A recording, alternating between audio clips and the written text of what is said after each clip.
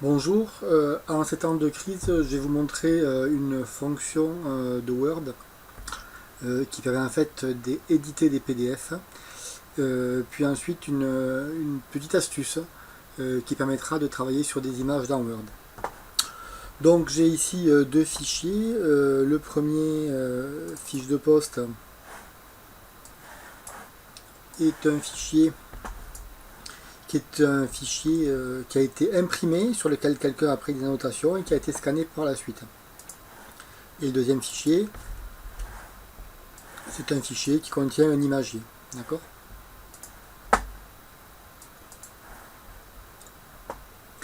Donc, pour aucun de ces deux fichiers, donc pour les PDF, si je fais clic droit, ouvrir avec, vous voyez ici, je n'ai que des outils, euh, en l'occurrence Acrobat, mais je n'ai pas Word. Par contre, maintenant, si je fais fichier, ouvrir, et que je vais chercher dans mon fichier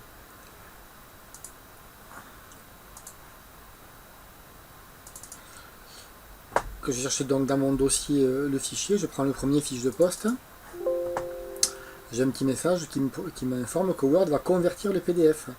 Donc je dis OK, et de manière quasiment immédiate, j'ai un fichier qui a été généré.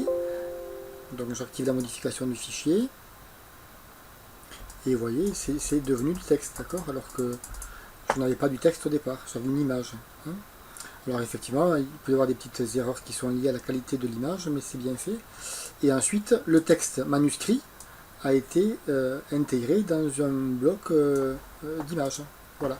Donc ça c'est pour le premier fichier, donc vous voyez, c'est fait très vite, ça prend juste quelques secondes.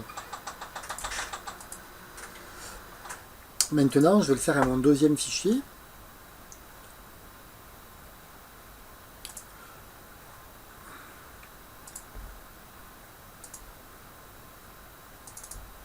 Qui contient donc l'imagier.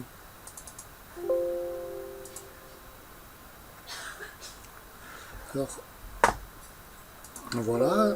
Donc là, vous pourriez me dire, mais pourquoi tu as utilisé Word pour faire ce travail-là, puisque du coup, tu avais quelque chose qui ressemble à une image, et tu as quelque chose qui ressemble encore à une image. Alors la chose qui est intéressante, c'est qu'en fait, mes images ont été découpées, ce qui fait que je peux maintenant déplacer mon image. Mais ce n'est pas tout. Donc je vais enregistrer ce fichier-là maintenant. Donc l'extension docx, c'est très bien. Je vais fermer mon fichier. Et là, je vais faire quelque chose d'assez spécial que vous faites quasiment jamais.